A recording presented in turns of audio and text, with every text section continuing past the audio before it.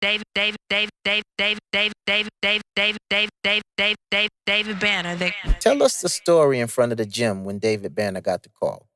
Yeah, so it was a typical day. And it was like he was coming in. I'm thinking we about to just go in there, get our workout in, chill, shoot the shit. But he was on the phone. So, mind y'all, when I first met him, it wasn't like a pimp day. Everything was super calm. So that was the whole him I was getting. I hadn't got riled up Banner yet. And it still was the point where we were cool, but I wasn't in enough to see when he's in, like to know his moods when it switched or anything. But he was on the phone and he was, I could tell like something was going on. So when he get to the door, he instantly like, man, yo, come to the car. So when you on the phone and you kind of hype and you like come to the car, man, you know where I'm from, you know what that means. So I'm like, he like, come on out to the truck. So I'm just like, shit, fuck, like I don't know what's up, but we about to be straight. So I go to my trunk, I pop the trunk, and he looking like, oh, no, like that ain't it. And the funny thing about it, he was bringing me to the car to give me a damn pair of shoes he had got for me. But I didn't know what was up. So it was just like, man, the way he was animated on the phone and like, come on, I thought, man, let's ride where I'm from, like, let's go do it. So I was just going to make sure that, I had the necessary utensils if that task needed to be called for. Also talk about when you met David Banner and what your expectations were in contrast to who Banner was at the time. Yeah, I got the woo-saw, man. I definitely thought, man, when I seen him, I was excited. You know what I mean? Like, I'm not one of those dudes, like, I ain't one of those guys that's like too tough to go speak or tell somebody you're a fan and you appreciate the work they do and things like that. So when I saw him, I instantly was like, dog, like, we used to kill your shit back in the day. You know what I mean? And he just was like, thanks, man. I appreciate that, man. I was just sitting here reading this, and I'm like, fuck, we in the gym. What you mean you sitting here reading? So the shit kind of had me like, all right, like, well, shit, good meeting you, bro. You know what I'm saying? Like, yeah, if you see me around the gym, like, holler at me or whatever. But it was definitely totally not what I thought it was going to be. What was the biggest lesson you've learned from working with David Banner? Man, there's so many of them, but man, being around him definitely let me know, like, that it is a reward and still being solid. Like, because so many people flawed, like, it felt good to meet somebody else that was like, they was solid. They stood on what they said. They said they was going to do something. They kept their word, because so many people don't. And you start damn near losing faith in that. And then when I met him, it let me know, like, man, all right, cool. Like, it's still some genuine people out here that's really solid and it's going to hold and do what they say they're going to do and stand on their word, because that's like damn near a lost art at this point. Tell us how your relationship with Scott began and how it transitioned into what it is now. Man, me and Scott didn't much speak for an entire year. It would just kind of be like, this my man Scott. And I'd be like, oh shit, what's up? Like, yeah, like, man, y'all got a lot. It was like, oh, all right, like, cool. Nobody would say nothing. It would just, that was it. You know what I mean? And then a whole year went by. And then I think it was when you moved in the new crib, we both started being over there more.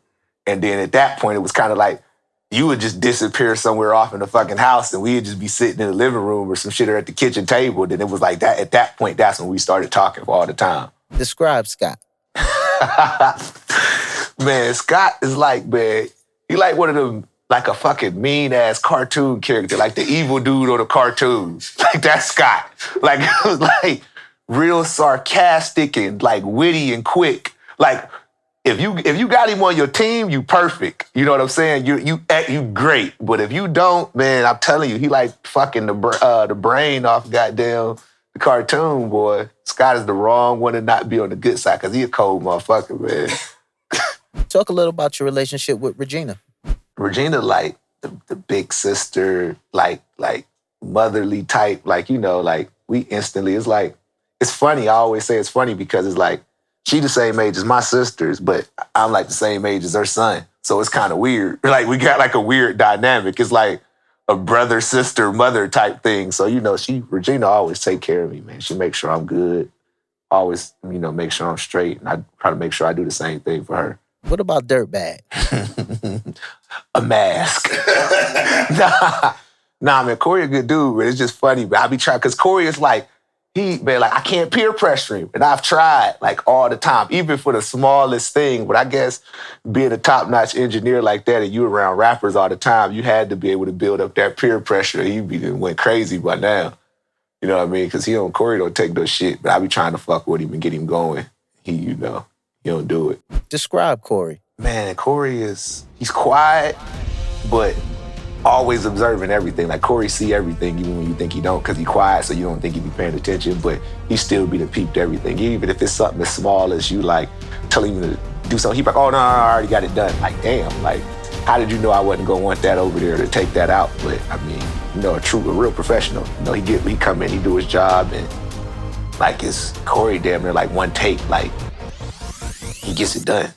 So I asked Tommy Nova on his Tommy Nova, Tommy's Corner. I thought the same thing about how you and Scott got cool.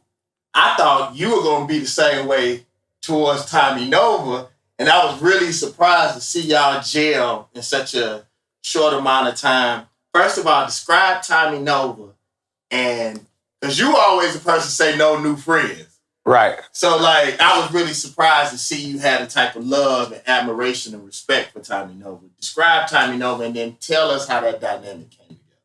Oh, nah, Tommy good, too, man. Like, he do good work. He don't make excuses for nothing when we got to be somewhere and it's time to have it. Like, I ain't seen him drop the ball. You know what I mean? If it was anything he did and needed to correct, he stood on it and said, okay, I know I need to fix this or do that, and got it done. So that anybody who can, handle business and professional about it, I'm always we cool on that, just out the door. You know what I'm saying? If you can make sure you get business done.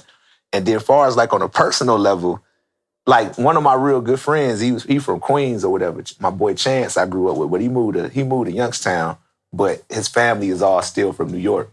So with that being said, I always he just reminded me of him a lot. You know what I mean?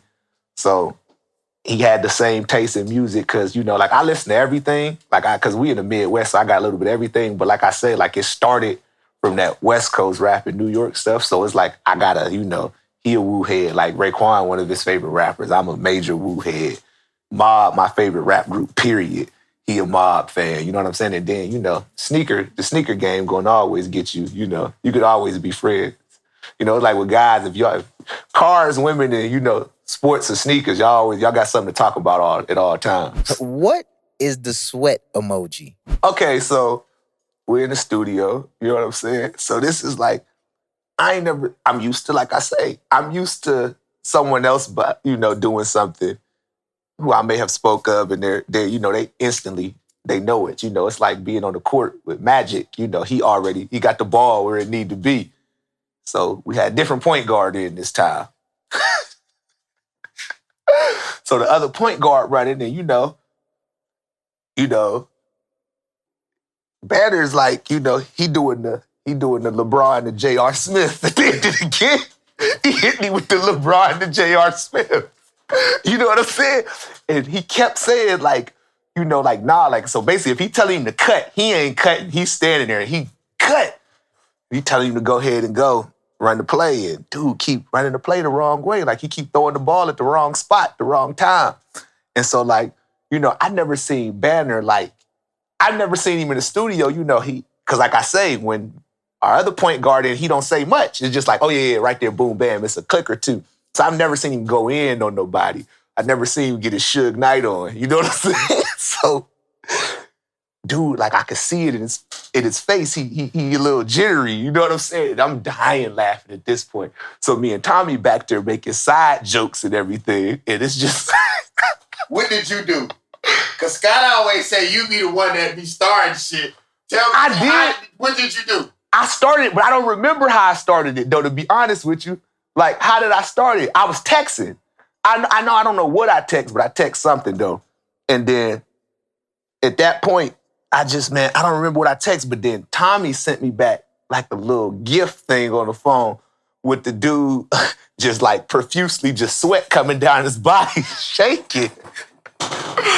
It looked just like dude sitting there because he was so goddamn nervous. It was funny. He was just fumbling, man. And it was so bad that I knew, and I'm not an engineer, that and by the time Banner kept explaining it to the person, I knew what the fuck he was talking about, and I ain't no goddamn engineer. So it was like, damn, if I just sat back here and just understood what he wanted you to do, it can't be that hard. You should know what the hell he's talking about at this point.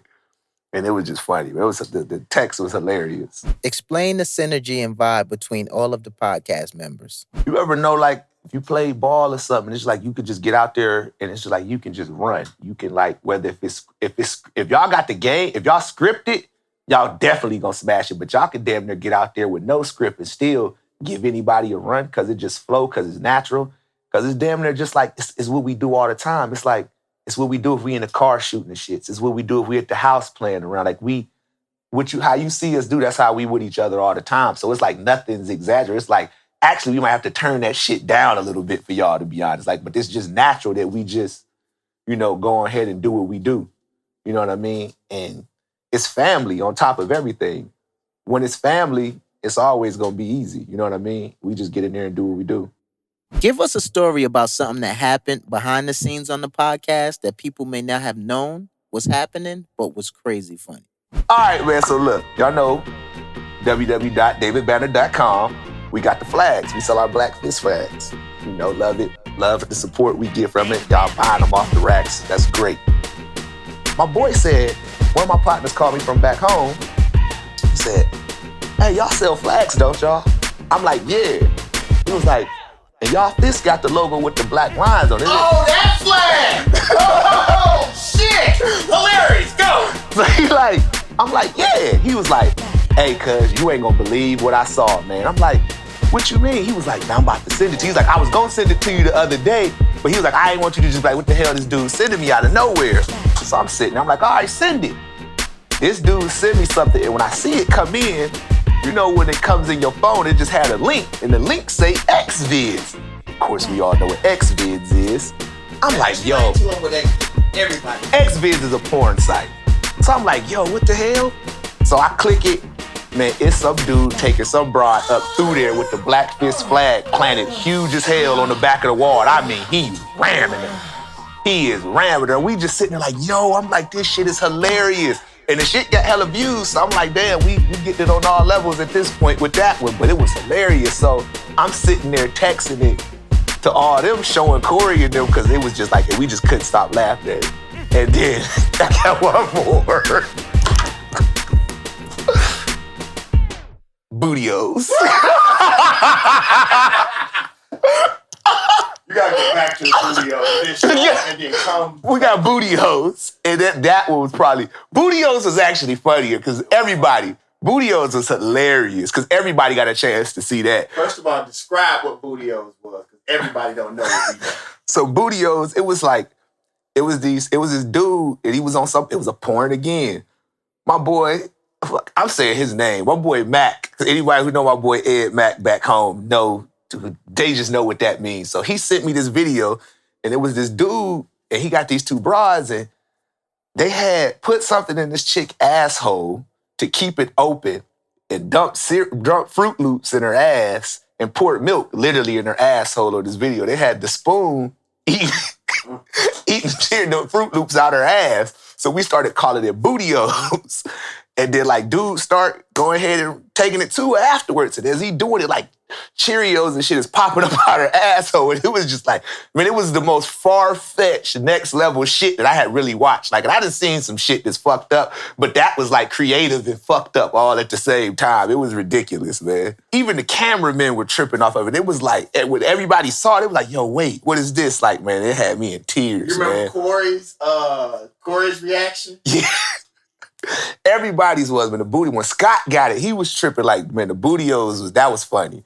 That definitely was funny, but it got me over here tearing up thinking about it, but that was silly. Talk to us about Salih the A&R, and also let us know what you got up to bat on that side. First project is definitely the God Box 2. David Banner's new album is coming out, which we're currently working on. For me, it's just getting music back to where it's you putting together pieces of work.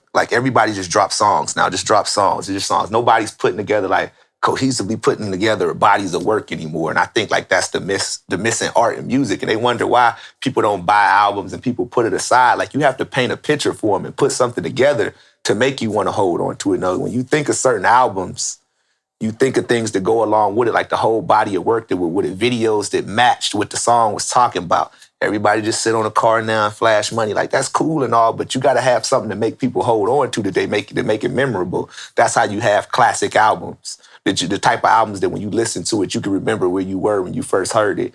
And that's what we going with this. You know what I mean? He came to teach y'all on the first God box. This one here, this action packed. You know what I mean? This one right here gonna be real. Like, this gonna be the action movie right here. You know what I mean? If that one was, the first one was like the suspense, it was the drama, the history lesson. This one now, this one right here is gonna be, it's gonna be something different, man. It's like in the level that you at right now, it's like you can really showcase how you've grown as an artist. Production's always been there, and it's like really showing what you on right now. I think it's gonna be real dope. We definitely putting something together good. Salih at 40. Paint a picture. Ah, Rolls Royce, 4 old schools, a crib in Texas and Atlanta, and just chilling, man, enjoying life, steady working, man. Just make it. By this point, that's by 40.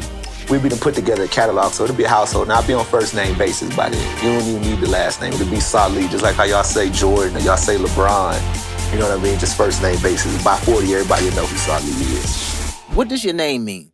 Good, right, proper, righteous one. If you could tell an 11-year-old kid in Youngstown something that he could take with him on his journey that may help him along the way, what would it be?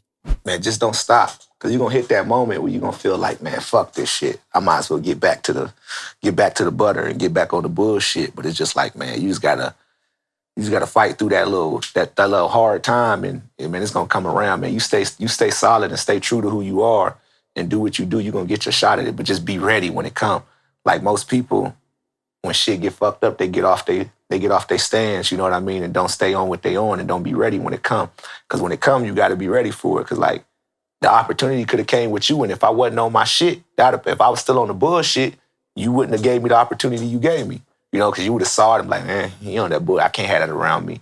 You know what I mean? But the fact that I kept myself ready even when it wasn't nothing there, that when the opportunity came, I was able to run quick with it. So that would be my main thing to tell you, just be ready and just like, man, just stay down, because it'll happen. It may not happen in the time you want it to happen in, because everybody got, their own personal timelines in their head. It could be a little bit longer, it could be faster, but just, it's coming, and be ready when it comes. In closing, is there anything you want to say to Banner about some of the standout moments you guys have shared during your time in the Banner Vision? I mean, as far as the memories, I mean, like, we done been places and, met with people like, I mean, you've had me chilling with Dave Chappelle and Chris Rock, had me at Diddy's house at parties. Like, so I mean, as far as that, like we have, I'm not a poster, so I don't put all this shit on Instagram. I'm enjoying life, so, but we have a bunch of fucking fun. Like, I just ain't the guy that needs to be showing everything I'm doing, nobody need to know where the fuck I'm at. But we definitely have a good time, and, we really enjoy ourselves. Like, you showed me a lot. Like, I done been everywhere around the U.S. with you. You know what I'm saying? We doing events, touring around on speaking engagements and everything. Like, we definitely live it up. And I definitely enjoy that. And just, man, we just doing it, man. Like, moving forward.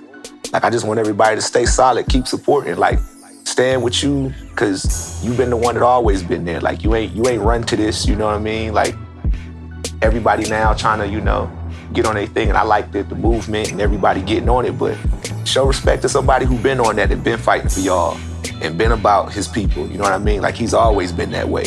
Like, so don't forget who been there from the start, is basically what I'm saying. Like, cause he been there for day one since y'all, you know what I mean? Even take it back, if y'all go look at the Like a Pimp video with the burning up the Confederate flag. Y'all wanna do all this, what that was in 2002, 2003? You been burning that Confederate flag on your debut video, on your biggest song, you know what I mean? So just y'all don't forget, man. Show my man love, man.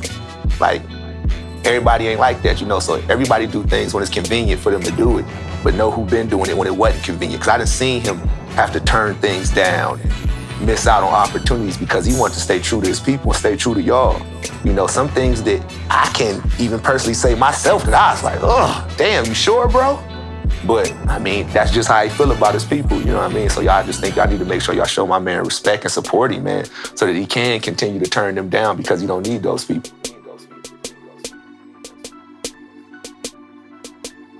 Thank you for supporting the David Banner Podcast.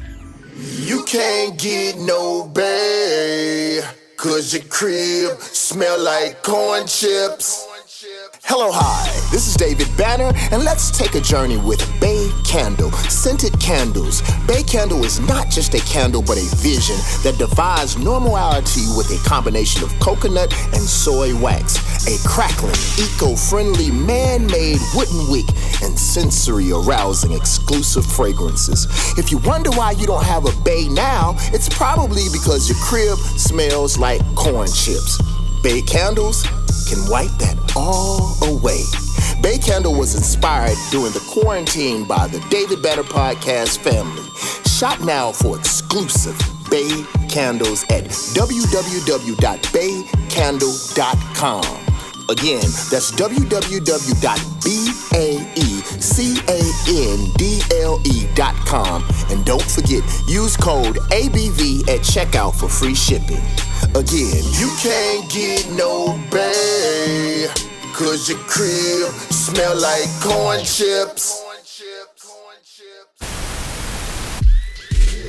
This episode of the David Banner Podcast is being sponsored by the all-new Nissan of Union City. That's 4080 Jonesboro Road, Union City, Georgia, 30291.